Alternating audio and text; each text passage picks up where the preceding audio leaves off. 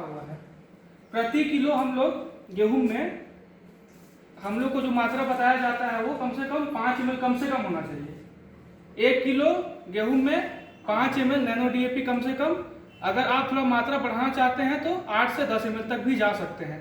Result हम लोग देखे हैं, थोड़ा सा मात्रा पिछले बार मटर में भी किए थे तो उसमें भी मात्रा थोड़ा सा 8 ml 10 ml भी डाले थे तो उसमें रिजल्ट अच्छा था। 5 ml मिनिमम और 10 ml मैक्सिमम।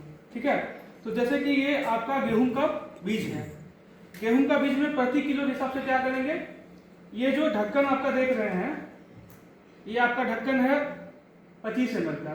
ठीक है, अगर आप 10 किलो लगाते हैं गेहूं तो 10 किलो गेहूं में आपका कम से कम 50 ml, ज़्यादा से ज़्यादा 100 ml, मतलब कम से कम 2 ठेपी और ज़्यादा से ज़्यादा 4 ठेपी तक डाल सकते हैं। उससे ज़्यादा नहीं डालना है, उससे 2 ठेपी से कम नहीं डालना है और 4 ठेपी से ज़्यादा नहीं डालना है। ठीक है, अब उसका तरीका ये है कि जैसे 1 किलो मान लो गेहूं रखा हुआ है, ठीक है, 1 किलो में 5 ml ले लिए।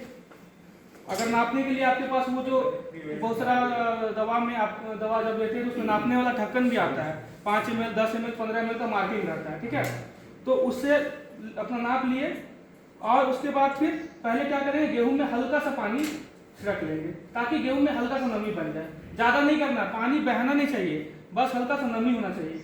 उसके बाद नैनो डीएपी को उसको डाल के अच्छे से मिला लेंगे। अगर हाथ में प्लास्टिक पहन के मिलाते हैं तो सबसे बेटर है, इसलिए क्योंकि हाथ में लटकेगा तो कुछ मात्रा उसका लॉस भी हो जाएगा। प्लास्टिक रहेगा तो उसमें ज़्यादा नहीं लटकता।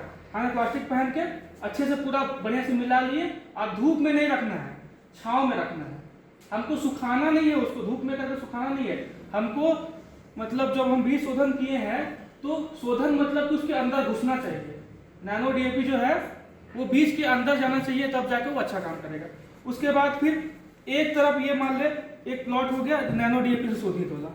ठीक है, अगर आपको कहीं भी लगता है कि कितना काम कर रहा है तो आप उसको चेक भी कर सकते हैं। सबसे पहले क्या किए, एक मिट्टी तैयार किए एक प्रकार से। ठीक है, दोनों में मिट्टी में एक प्रकार से तैयार किए। अगर पूरा विधि आप कीजिएगा तो एक तरफ जिधर आप नैनो डीएपी शोधन कीजिएगा 2 बार स्प्रे कीजिएगा तो उस तरफ का जो प्लॉट है उसमें आप डीएपी का मात्रा कम कर सकते हैं।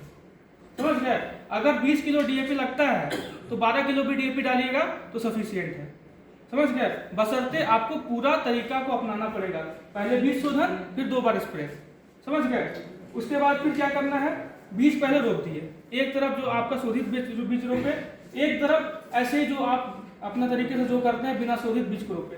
उसके बाद फिर आप देख सकते हैं जैसे कि हम लोग यहाँ पर इसको करके रखे हुए हैं, एक तरफ जो शोधित बीज है और एक तरफ बिना शोधित बीज है। ठीक है, दोनों एक दिन में रोपा गया है, एक मिट्टी उठाया गया है, एक खेत से मिट्टी उठाया गया है। आप अपने से देख सकते हैं किधर ज़्यादा ग्रोथ है, ग्रोथ भी ज़्यादा अच्छा है इधर। ठीक है, आपका जर्मिनेशन भी देखिएगा एकदम यूनिफॉर्म जर्मिनेशन हुआ है।